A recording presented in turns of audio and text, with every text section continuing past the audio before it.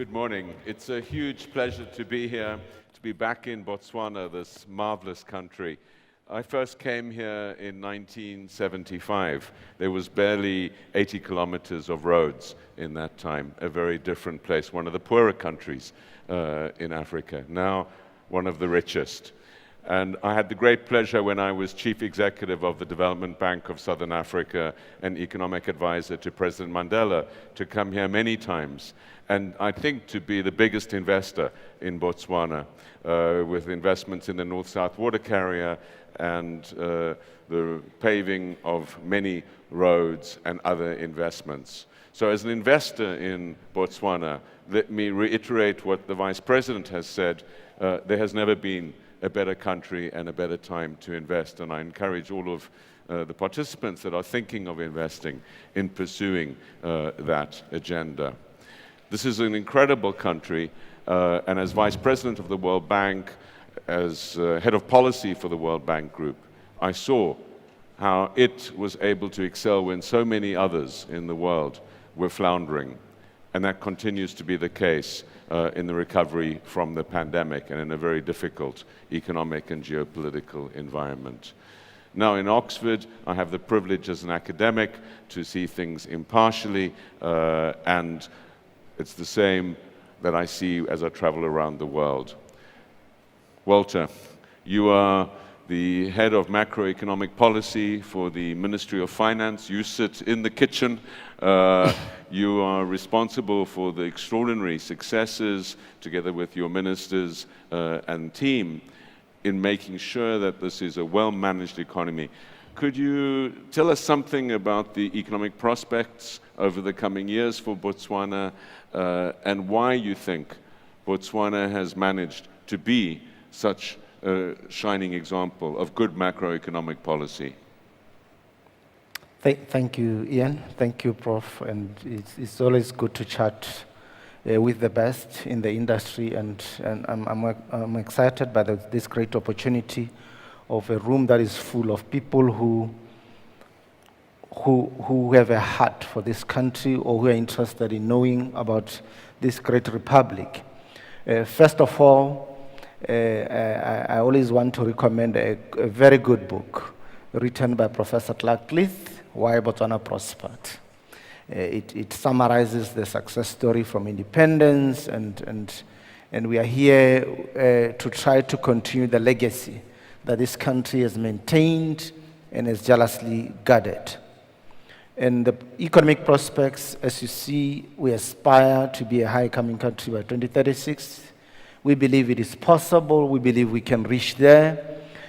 Not only because in terms of numbers, that should we grow by a certain percentage or pace would reach, but we are doing all that is necessary to reach there. And as a country, we have put a lot of energy and a lot of specific focus without leaving the sound macroeconomic policies, sustainability, without leaving the good governance of our mineral resources.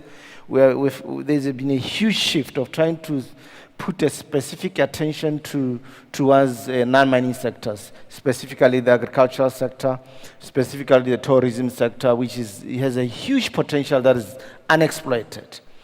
Because you said it, let me just start the story with the numbers. Just this year alone, and when you look at the quarterly analysis of our performance, the economy on average, the first half, it grew by 3.4% on average, slightly above the global growth of 3%, you know, which has an outlook which is actually more bleaker than this year. And for us as a nation, before COVID, we thought if we are to reach the high income status by 2036, we have to grow by an average growth rate of between 5.8 and 6%. And this number cannot just be a magic number that has to happen. It has to be supported by a deliberate focus and investment towards the non-mining sectors, which are key in diversifying this economy or bringing the necessary growth. And if you look at agriculture, the huge potential that is naturally unexploited.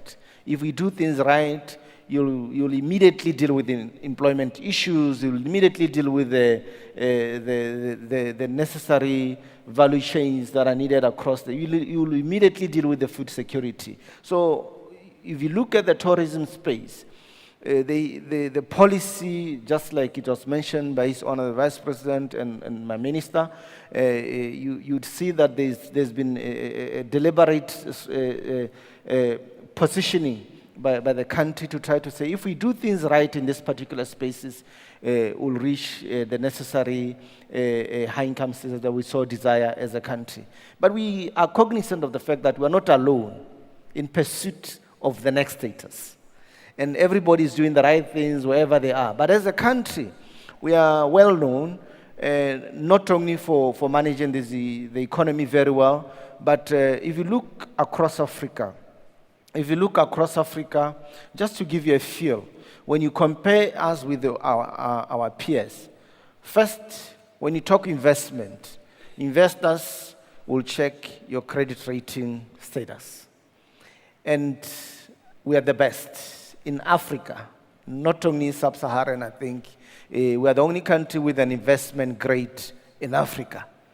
That's why all investors must have Botswana at the highest consideration tables when they think of investment, because you are short, not only supported by the large foreign reserves that we have the strong fiscal metrics that are in place, we have a stable political environment, we do have a well-designed macroeconomic framework. That's why I'm sitting here to try to continue the legacy and jealously guard these sound macroeconomic policies that my predecessors so protected.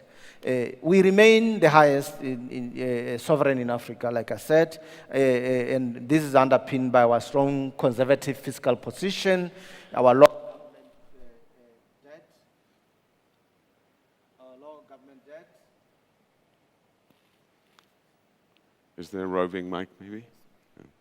You have a roving mic.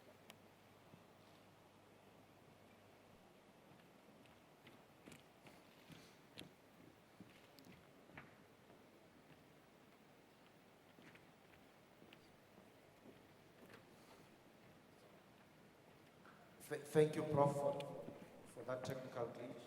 It's happened to allow me to also think deeper.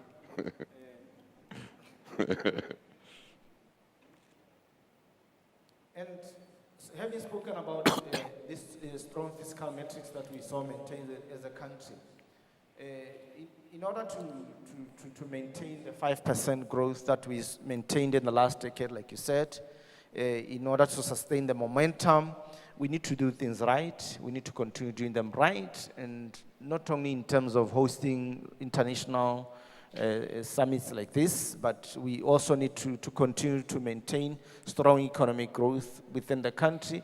It cannot only survive because we had strong performance of the mineral sector. As you know, we are highly dependent on the mineral sector, but we really want to shift the entire focus on the other 9 main sectors that I saw mentioned, like I mentioned, agriculture and the rest. We not only aspire in terms of reaching the status, but we want to do the right things to reach there. And the public sector-led growth, that was mainly also anchored on Diamond's rents. We see it's showing signs of exhaustion and threats and risks. We are fully aware, and the world is watching, and they are also aware. We are basically saying we are aware of the vulnerability towards the financial climate and health shocks that may arise from somewhere. We monitor those carefully, and try to position ourselves should anything happen.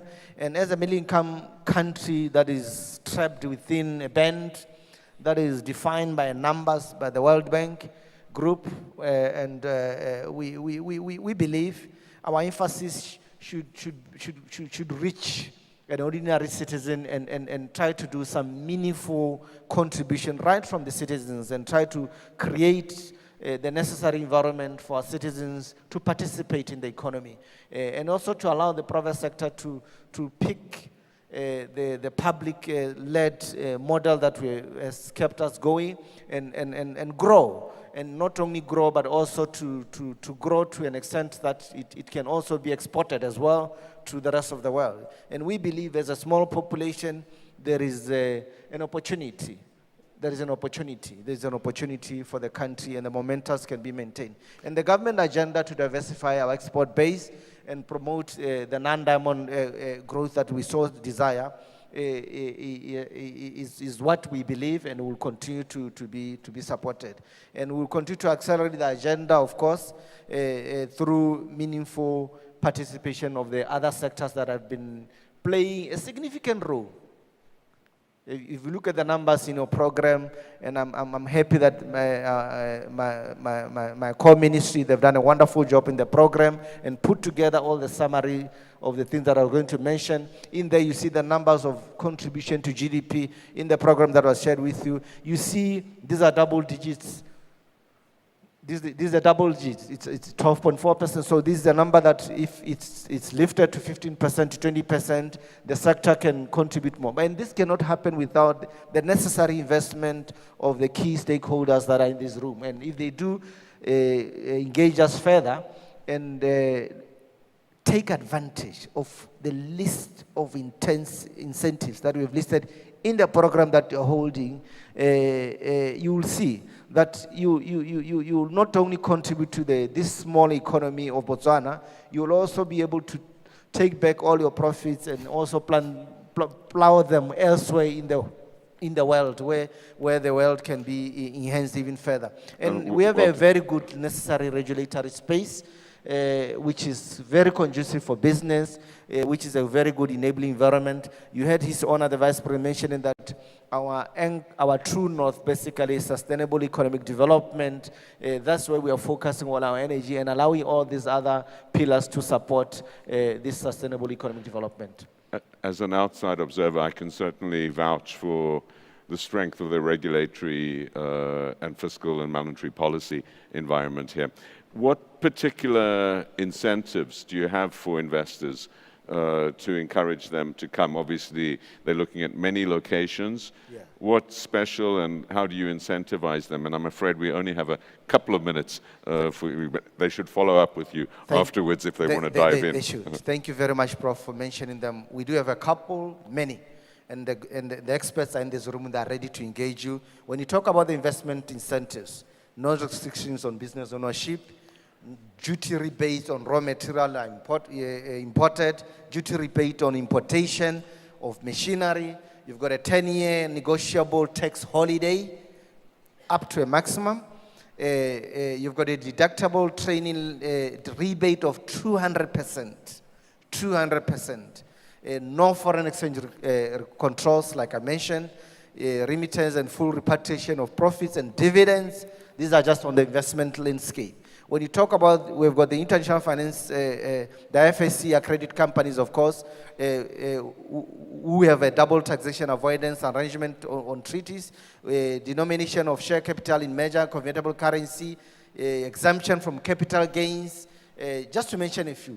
When you look at the specific regions, like mostly special economic zones and targeted regions, for example, the SPEDO region has got you can't get this anywhere in the world. You've got a 5% corporate tax in the SPEDO region for the first 5 years. Thereafter, we promise you we'll give you 10%. You cannot even get anything less than 20% in the world. So you can tell really 5% corporate tax for the first 5 years, and then you've got 10% thereafter. Duty rebates on the raw material I spoke about, added tax under our schedules. We got this range of arrangements, and our revenue authority and our trade colleagues will also be ready to engage in this special. Then the special economic zones incentives as well, which are also duty-free imports of specialist plant and machinery. For example, if you want to set up in a tourism space there, we allow you duty-free importation of plant and machinery for manufacturing purposes, for your tourism entity or whatever. We got a waiver on transfer duty on land and property tax exemption for 5 years. We've got zero-rated value-added tax on raw material, just on this special economy, and there are many of them. You can start here in Gaborone, and we spread them across the country strategically to say, this one will focus in this area, this one will focus in this area. And they're also specified, and my SESA colleagues are here to engage with you further. You can just come see me after this or during the tea break to discuss further or to refer you to the right people to discuss this number of new incentives that are available. Great. Well, that's perfectly timed because I'm sure you're going to have many people coming up to you and your colleagues during the coffee break, which we're about to have. Yes. Incredible country. For those of you that don't know it, I encourage you not only to invest, but also to visit. I spent a month traveling through the Kalahari, Macroeconomic, which is where the vice president is from, to Baines Baobab, Okavango, Moremi, Chobe, and everywhere. A most extraordinary country and the most extraordinary people. So time to get to business. Thank you very much, Walter, for your time. And thanks to all of you. And Giselle, our wonderful moderator, will lead us in. Thank you, Prof, for the chat. Thank you.